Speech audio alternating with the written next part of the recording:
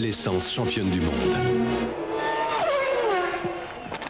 Sur la plus haute marche du podium, Damon Hill, 4e victoire au palmarès du Britannique, mais surtout le bout du tunnel pour lui et Williams Renault.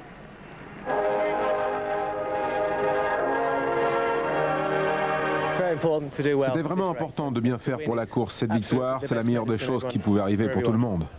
À défaut de 5 victoires, c'est avec une monoplace coincée en 5e que Schumacher récolte la 2e marche.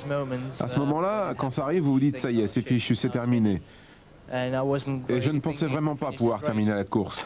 4e, c'est un bon résultat, mais pas pour Jean Alesi, qui rêve de victoire. Il faut encore patienter. J'étais à 2 doigts de m'arrêter parce qu'il y a des limites à tout. Là, moi, je ne peux plus conduire comme ça.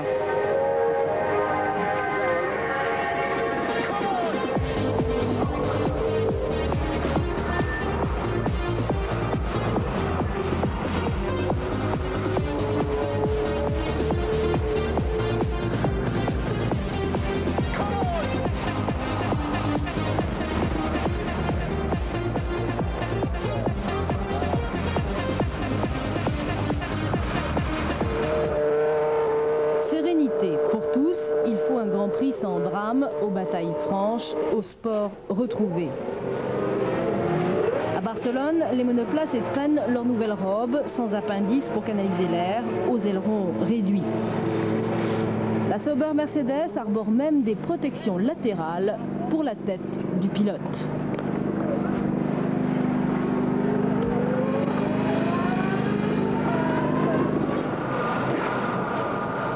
Monoplace à venir se placer sur la grille, celle de Mika Häkkinen. À Monaco, il était un sérieux prétendant à la victoire si Damon Hill ne l'avait pas sorti de la piste. Häkkinen qui pourrait offrir à McLaren Peugeot sa première victoire. Et puis, il y a le jeune espoir brésilien Rubens Barrichello, gravement accidenté à Imola. Il revient ici en pleine forme, dit-il. Il a réussi un superbe temps. Il est en 3e ligne. Rubens, ce sera difficile ce départ. Ce sera difficile, mais c'est bon de pouvoir s'élancer dans les premières lignes. J'espère donc faire un bon départ et être prudent avec les pilotes qui me précèdent.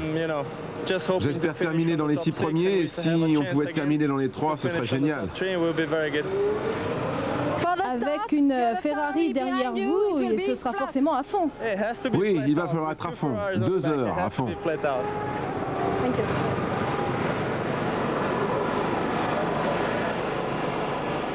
Et puis il y a Damon Hill. Damon Hill qui se remet de ces tragiques moments d'Imola et revient lui aussi au meilleur de lui-même. 65 tours à parcourir, Schumacher est favori pour une 5e victoire consécutive, record jusqu'ici détenu par Nigel Mansell. Tour de formation, alors que les pilotes vont s'élancer pour se placer avant le départ, la Larousse d'Olivier Beretta va s'immobiliser sur le bord de la piste, moteur cassé. C'est dommage parce que la voiture marchait bien. L'équipe avait fait du très bon boulot. On était relativement bien ce matin. Enfin, moi, j'étais spécialement bien pendant le warm-up. La voiture marchait très bien et on aurait pu espérer rentrer facilement dans les points. Mais bon, après la course, c'est facile de dire on aurait pu. C'est pas grave, on verra au Canada. 14h, 3 minutes, 3 secondes. Le feu passe au vert. Les conditions de piste sont bonnes. Ciel dégagé, 30 degrés. 65 tours à parcourir. Michael Schumacher, fort de sa pole position, s'élance en tête. Jean Alesi, lui, tente de déborder Damon Hill par la droite, alors que Mika Häkkinen, lui, essaye de passer à gauche. Premier virage, Schumacher vire en tête, il est second, Häkkinen 3e, Alesi 4e, Neto 5e, Coulthard 6e. Michael creuse l'écart, c'est clair et net. Alors que nous sommes dans le premier tour, il a déjà 2 secondes et demie d'avance sur son poursuivant direct, Damon Hill. Häkkinen n'est pas distancé. Williams Renault, McLaren Peugeot. Le duel s'annonce passionnant. Jean Alesi s'accroche. Il est 4e. 3e tour, Paul Belmondo se rate au freinage. Depuis le début de saison, il lutte avec une voiture ultra difficile à piloter. Vous êtes avec Gigi Leto, alors 5e. Durant 20 tours, il ne pourra rien faire pour passer Jean Alesi, qui dispose d'un super moteur. Leto est donc freiné en courbe et légèrement distancé en accélération. 6e tour, Michele Alboreto abandonne au volant de la Minardi, dernière version. Mika Häkkinen est dans le nouveau ralentisseur de Meninet juste devant et ne creuse pas l'écart. On en oublie presque Michael Schumacher qui lui par contre ne cesse d'accroître son avance de tour en tour. Ils sont respectivement 6e et 7e, Rubens Barrichello 5e temps des essais et Martin Brundle au volant de la 2e McLaren.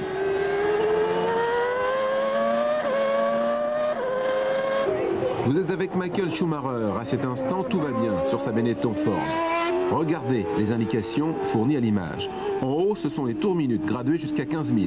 En dessous, l'enfoncement de la pédale de gaz. À droite, les vitesses et les kilomètres/heure. La pression est maximum pour la 2e place. Nous sommes dans le 13e tour. Mika aimerait bien déboîter des mains. Dans le même tour, petite frayeur pour Gerhard Berger. L'Autrichien se rate, mais reviendra sur la piste. Bagarre pour la 4e place, Jean Alesi n'en démord pas. Leto et Coulthard suivent et prennent leur mal en patience.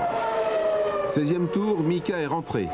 7 secondes 4, ce sera ultra rapide. 3 voire 4 ravitaillements sont prévus chez McLaren. Dans le même tour, David Coulthard rentre lui aussi et espère en profiter pour gagner du temps sur Alesi. Mais la jeune recrue de l'équipe Williams va caler 2 fois sur problème d'accélérateur. Il repartira bon dernier. 17e tour, abandon pour le japonais Ukyo Katayama, moteur cassé. Ravitaillement pour Martin Brundle, alors 7e.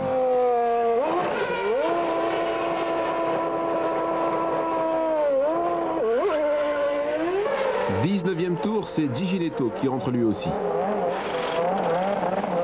7 secondes et demie, les équipes techniques sont désormais rodées.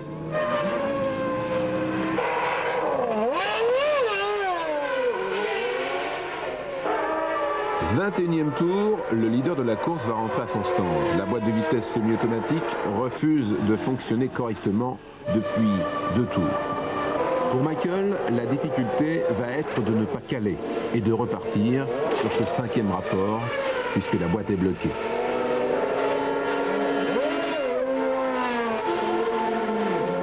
Commence alors une redoutable angoisse chez Benetton. Le pilote allemand a sérieusement réduit la cadence et se fait déboîter dans un premier temps par Johnny Herbert. Puis c'est au tour d'Éric Bernard de passer. On croit alors la course terminée pour Michael.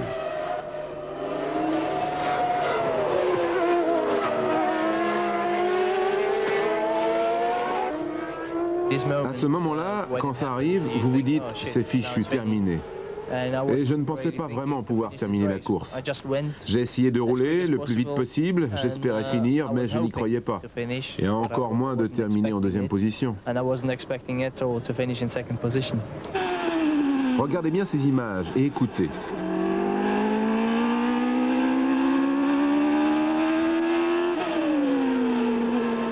Michael ne change pas de vitesse.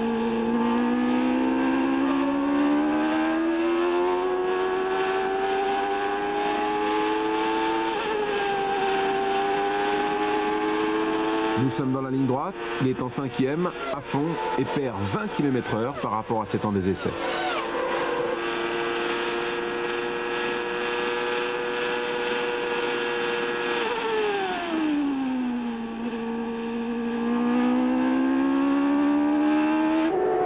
25e tour, Mika Häkkinen, McLaren Peugeot, est en tête du Grand Prix d'Espagne.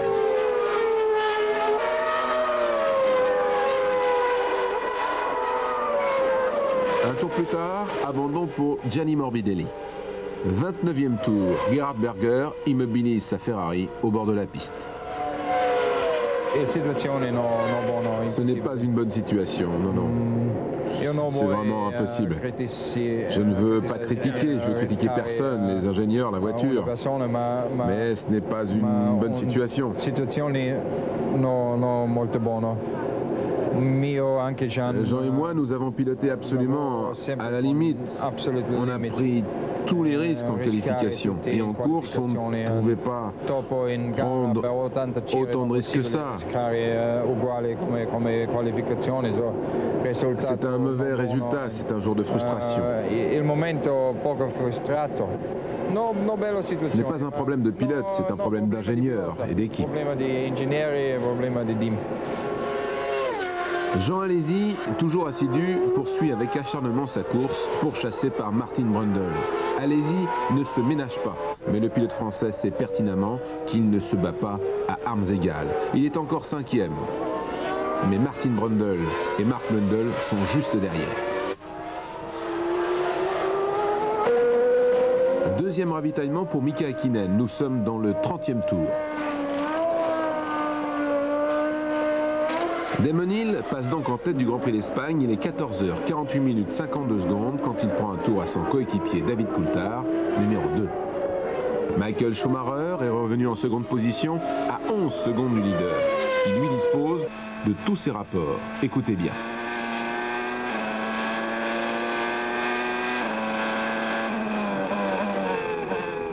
Häkkinen est 3e, Leto 4e, 5e Brundle, 6e Alesi. 35e tour, la mort dans l'âme, David Coulthard rentre au stand. J'ai eu un problème d'accélérateur la première fois quand je suis rentré au stand pour changer les pneus. Le moteur a calé, on l'a redémarré, puis il a encore calé. J'ai alors mis le régime pour reprendre la course, mais la voiture était difficile à conduire et j'ai laissé les ingénieurs décider si je continuais ou non. Il y avait aussi un problème avec la boîte et ils ont décidé de me faire arrêter par sécurité. Vous savez, j'ai eu mon lot de problèmes, mais je suis en fait content de mon début de course. David avait signé un contrat pour l'Espagne. Va-t-il poursuivre sa carrière en Formule 1? Ça sera décidé peu à peu. Vous pensez qu'il y a une petite chance pour lui quand même? Je suis certain qu'on le verra en Canada. Oui. Michael Schumacher est toujours bloqué en 5e. Le jeune Allemand a perdu du temps, certes, mais c'est quasiment insignifiant. Oh, il a perdu beaucoup, pas pour lui, pas pour les autres, pas beaucoup, mais pas pour lui. Normalement, il a perdu peut-être même peut-être 3 secondes par tour. Alors ça veut dire que la prochaine fois, vous pouvez faire encore une course avec une seule vitesse? Non, non, on va doubler tout le monde 2 fois peut-être. Pourquoi pas? Pas de chance pour Bertrand Gachot. Son aileron arrière s'est affaissé, heureusement, dans une section peu rapide du circuit. 33e tour, c'est l'abandon. 37e tour, c'est l'abandon pour Christian Fittipaldi. Exit la deuxième arrose. Ça cassait les moteurs. Sinon, vous étiez pas mal en course. Non, pas mal, parce que je suis parti 21e et dans la course, je marchais très fort et je crois que si je arrive dans la fin de la course, j'arrive dans les premières 5-6 maximum. Le moteur a cassé brutalement, il y a eu... Brutalement. 38e tour, il reste 15 voitures en course. Jean Alesi est 6e, talonné par Eddie Irvine.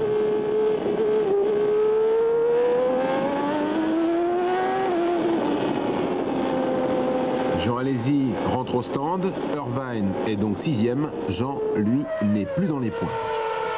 Eddie Irvine, dont c'était le retour après 3 grands prix de punition, a piloté sagement et conserve cette place pour marquer un point.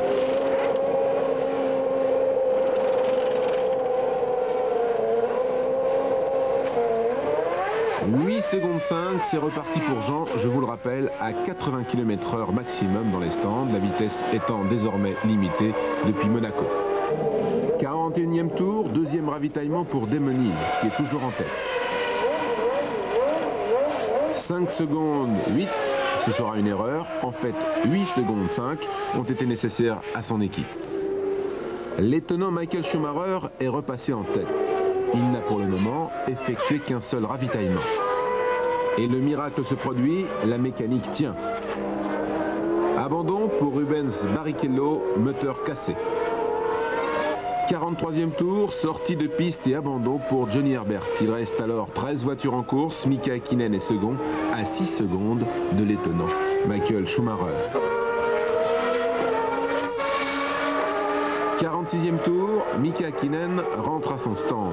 4 ravitaillements sont en fait prévus chez McLaren. Michael Schumacher vient lui aussi de rentrer, toujours privé de l'usage de sa boîte. Écoutez comment il joue de l'embrayage.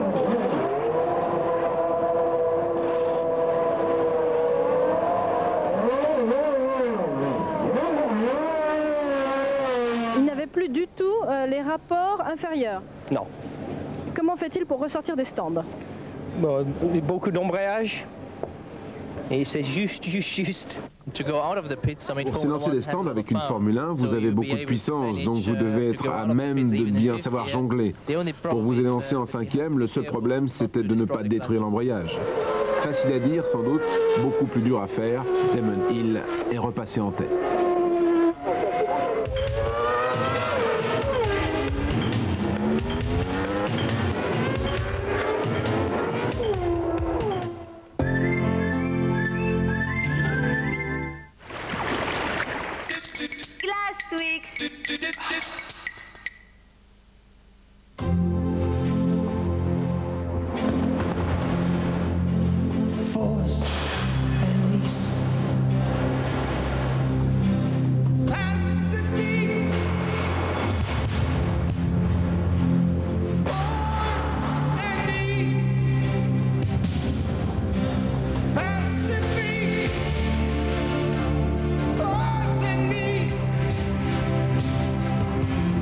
Mesurez-vous au Pacifique.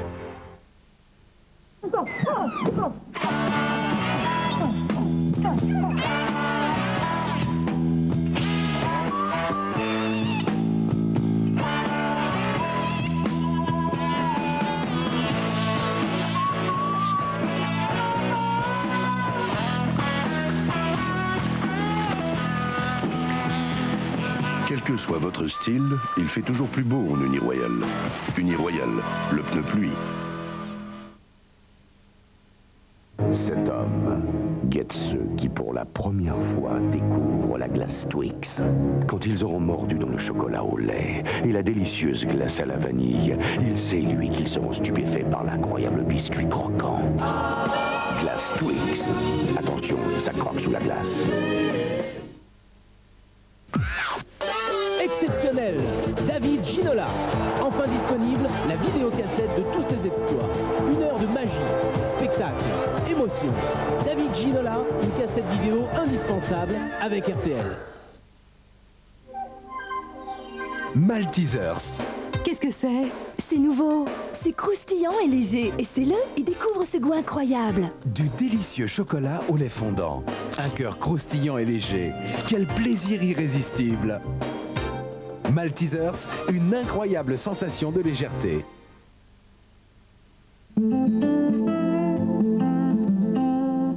Un meurtre? On va aller voir ça de près. Mystère, hein? Pour l'instant, oui. Il y a parfois des détails qui tuent. Dommage pour ce monsieur qui aimerait bien qu'on ne s'occupe pas trop de lui. Vous connaissez un certain Colombo? Pas encore, mais ça ne saurait tarder. Et cette fois-ci, Colombo se retrouve confronté à une très grosse pointure. Vous avez mis des micros chez moi, hein? Je l'avoue. Heureusement que ma femme ne s'en est jamais doutée. Jeu d'identité pour Colombo, mardi 22h40 sur TF1.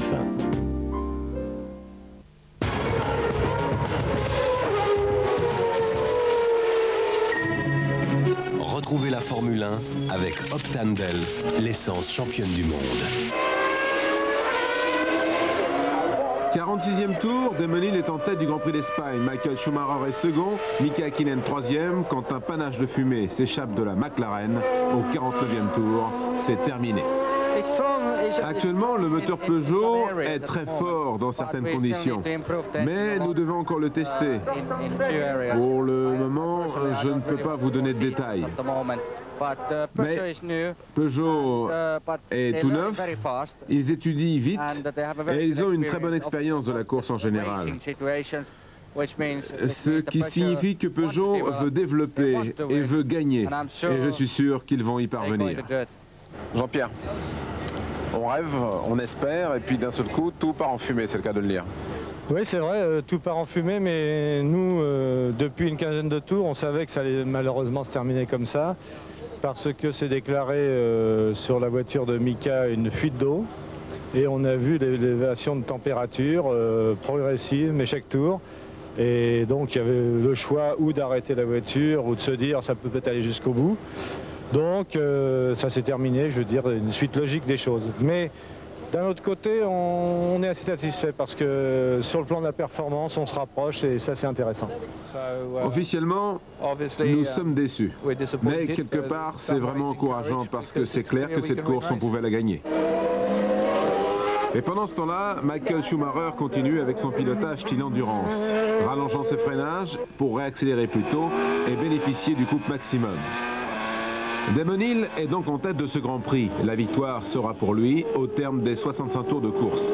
C'est un soulagement et un grand réconfort pour le Britannique, toujours bouleversé par la disparition d'Ayrton Senna. Il passe ici Jean Alesi à leur 6e. Chose étonnante, toujours bloqué en 5e, Michael Schumacher va parvenir à améliorer ses temps, réalisant des prouesses. Petite précision, lors des qualifications, Michael changeait 31 fois de rapport par tour.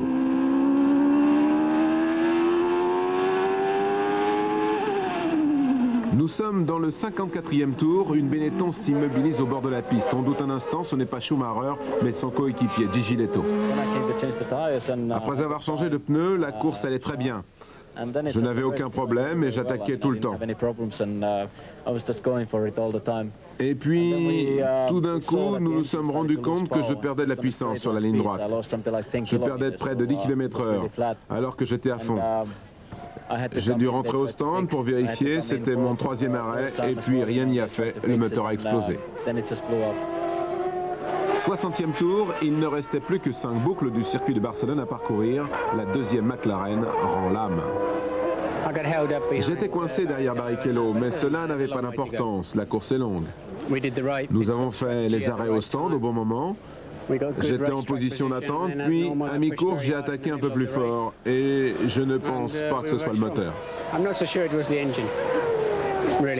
C'est bien de pouvoir donner des précisions parce que là c'est pas du tout le moteur qui est cassé, c'est la transmission et ce que l'on a pu voir c'est l'huile de l'hydraulique qui tombe sur les échappements et les flammes. Sur la voiture de Brundle, nous avons eu un problème de boîte de vitesse. Mais nous ne connaissons pas exactement la cause. Il semble que ce soit une défaillance dans l'électronique qui commande le système hydraulique qui est en fait induit un problème mécanique. Olivier Panis avec Michael Schumacher est le seul à être parvenu au terme de tous les Grands Prix disputés depuis le début de saison. Il termine 7e, son meilleur résultat. Eric Bernard finit 8e. Alors, 2 voitures à l'arrivée, pour vous, vous êtes devant Eric?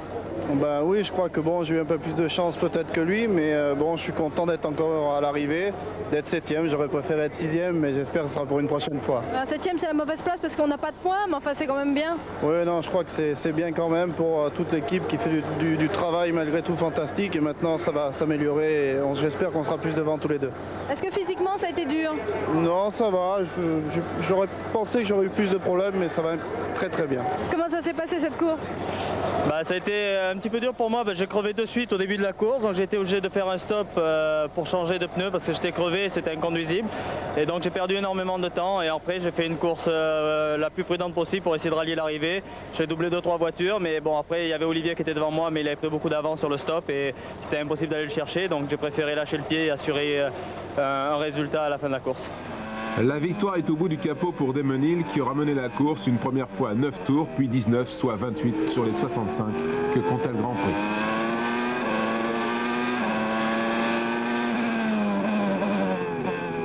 Tourner la page, c'était le vœu d'Eddie Irvine. L'Irlandais, suspendu pour 3 courses, fait son retour avec le point de la 6e place.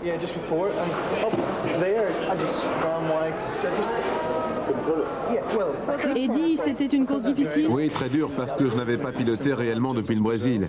Alors, je n'étais pas adapté à la voiture et de mon point de vue, j'ai été secoué. Et en plus, il faisait très chaud aujourd'hui. Les conditions étaient difficiles et la piste très glissante. J'ai d'ailleurs dû me battre avec la voiture et j'ai les ampoules aux mains pour mon retour. Décevante la Ferrari, Jean Alesi ne peut faire mieux que 4e. Jean, ça a été une course extrêmement difficile. Ouais. Là, je veux dire, j'étais à 2 doigts de m'arrêter parce qu'il y a des limites à tout. Là, moi, je peux plus conduire comme ça. On a souffert en fait depuis le début du week-end. C'était sûrement dans le contexte actuel le circuit le plus difficile de la saison pour nous. Mais je crois qu'on s'y attendait, il n'y avait aucune raison que ça aille mieux. La seule chose qu'on voulait, c'était arriver au bout. Donc on est arrivé uniquement grâce à Jean qui a fait une course très courageuse, comme d'habitude. Et on prend 3 points pour le championnat du monde, donc ce n'est pas négligeable, mais enfin on sait très bien que c'est pas ce qui va nous permettre de gagner des courses et on travaille parallèlement à ça pour avoir une voiture capable de nous permettre de gagner des courses bientôt. Tyrrell et Blundell renouent avec le podium. Ça n'était pas arrivé depuis Hockenheim l'année dernière pour Blundell, depuis Monaco 90 pour Tyrrell et c'est pour la première fois pour Yamaha. Nous avons eu une bonne bagarre avec les Ferrari, les McLaren et Fittipaldi qui étaient derrière moi. La pression était forte, mais nous avons gardé notre sang-froid et c'était courtois. Ce qui compte, c'est que je sois à l'arrivée. La plupart ont dû abandonner, mais nous avons réussi d'abord à entrer dans les points en 6e position et au fur et à mesure, j'ai récupéré des places des abandons. Se battre avec une Ferrari, c'était une surprise pour vous? Non, je pouvais la voir à distance et je pensais pouvoir la dépasser, mais je ne pouvais la rattraper dans la ligne droite. Elle est si rapide, dans le dernier virage, j'arrivais assez vite pour mettre mon nez sous son aileron et elle s'enfuyait. C'est ce qu'il y a de plus frustrant dans une course lorsque vous êtes plus rapide et que l'on vous dépose en ligne droite. Et le podium? Oui, super. Nous avons eu un début d'année difficile, beaucoup de problèmes, pas seulement de ma faute, mais aussi autour de l'équipe. C'est bon de revenir, d'avoir des points et d'être sur le podium pour Tyrrell et Yamaha. Bon pour moi, car la dernière fois c'était en 93 et c'est bon d'y remonter à nouveau. Impossible d'oublier la tragédie de ce mois de mai. Chez Williams-Renault, tout comme pour Damon Hill, seule une victoire pouvait adoucir ces moments difficiles. Retrouver une motivation pour une équipe dont l'élan fut stoppé net par un sale mur. Physiquement, c'était dur. Tactiquement, c'est intéressant. En fait, on a eu une très bonne fin. Nous savons que c'est aussi parce que la voiture de Michael avait un problème, mais malgré tout, nous sommes là grâce à notre méthode, notre travail fantastique. Fantastique pour vous, pour l'équipe. C'était très important de bien faire pour cette course. La victoire, c'est la chose qui pouvait nous arriver de mieux pour tout le monde. Dédié à son coéquipier défunt, cette victoire est aussi celle de tous les mécaniciens et ingénieurs qui, depuis un mois, harassés, éprouvés, ne savaient plus que pleurer. Aussi bien Williams que Renault Sport avaient besoin de cette victoire. On avait besoin pour effacer, pas effacer parce que personne ne l'oubliera jamais, mais il fallait regagner pour donner l'électrochoc à toute cette équipe qui vraiment dédie celle de la victoire à Ayrton Senna. Vous savez, c'est pas la joie de gagner qui le fait oublier. Et je crois que tout ce qu'on voudrait faire cette année, c'est gagner au moins un des 2 titres pour le lui dédier à la fin de la saison. Performance signée Schumacher, ne perdant que quelques secondes à chaque tour, il parvient à terminer 2e à 24 secondes de Damon Hill. Nous sommes heureux grâce à la voiture, à ses performances. Je pense que nous avons prouvé que l'équipe Benetton sait réagir rapidement au changement. Je pense qu'ils ont fait le meilleur travail possible et pour cela, je n'ai qu'un mot à leur dire. Félicitations. Ah, je pense que derrière, c'est mon coéquipier. Tu aimes mes fesses? Elles sont petites. Thank you, Michael. Ils sont heureux, tout comme Flavio Briatore.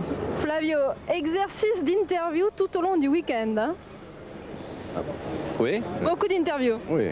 Ça va, on fait la Formule 1, tout le monde parle, c'est bien. On fait la communication. Alors là, il faut faire aussi de la communication. Michael avait sa boîte de vitesse bloquée. Oui, il avait seulement la 5e. Après les 18e tours, et je pense que c'était la plus belle, incroyable course qu'il a jamais fait. Parce qu'avec seulement la 5e, on avait un problème hydraulique, c'était impossible à lever. Il a fait une course fantastique. Il est fini 2e, je suis content en plus pour Williams, qui après tout le problème qu'il a vu, il a gagné ici, très content pour Williams, très content pour Benetton. Et sûrement Leto, qui a vu des malheurs encore une fois, il a vu des problèmes pour le moteur. On n'a jamais vu de problème les dernières courses et il va passer. Vous pensez que la Formule 1 est en voie de guérison? Oui, mais la Formule 1, c'était fait des personnes qui ont la tête sur le cou. Et ce n'est pas un problème. On a vu des discussions. Normalement, les discussions, ils sont pour trouver des accords, parce qu'il n'y a pas de accords, il n'y a pas de discussions. Et je pense que tout est bien. Et hier, les ingénieurs, il a fait un rendez-vous et mardi, on travaille. Et je pense que aussi le président de la FIA, Max, il est content du travail que tout le monde s'est empeigné à faire. Il n'y a aucun problème. Tu sais, Formule 1, tout le monde y parle. Mais à la fin, tout le monde veut des voitures plus avec la sécurité. Parce que le pilote, c'était lui. Oui, c'était notre communication en plus. Et on pense que tout le monde doit travailler dans la même direction. Et maintenant, on a l'accord de faire le possible pour avoir safety car. Et moi, je suis d'accord et tout le monde est d'accord dans ça. Et les ingénieurs doivent dire à nous ce qu'on doit faire pour avoir les voitures comme ça, mais on doit faire très très vite et tout le monde veut faire vite. Rendez-vous au Canada. Au Canada, on va, et sûrement il y a déjà des nouvelles au Canada, absolument. On a promis et on doit maintenir. Maintenant, tout le monde doit travailler de la même côté. Au championnat du monde, Michael Schumacher compte 29 points d'avance sur Damon Hill. Berger est 3e, Alesi 4e. Au championnat constructeur, Ferrari occupe la 2e place derrière Benetton Ford et devant Williams-Renault. Prochain Grand Prix, le Canada à Montréal sur l'île Notre-Dame le 12 juin. Après le Conseil mondial du 2 juin, de nouvelles mesures seront prises et donc une nouvelle configuration pour les motoristes. En ce qui concerne le Canada, les moteurs seront conditionnés essentiellement par les évolutions de règlement, puisque vous savez qu'au Canada, nous devrions utiliser des essences du commerce, donc ça fait un changement quand même notable sur le moteur, ainsi que des admissions sans dynamique. Et dans la globalité, on peut imaginer que nous allons faire une concession de l'ordre de 50 à 60 chevaux, donc c'est très conséquent si vous voulez. Et à cela tout seul, ça justifie une étude particulière, je dirais. J'imagine, vous avez déjà testé tout ça? Oui, bien sûr. Une victoire de Damon Hill qui n'efface pas le drame d'Imola, mais offre une lueur d'espoir à Williams-Renault.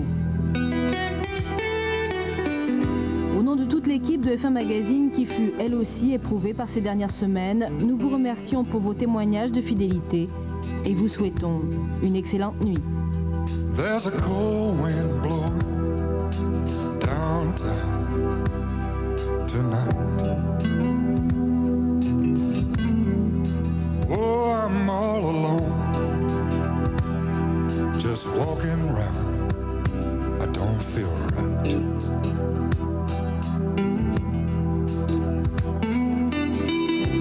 I'm so used to feeling warm.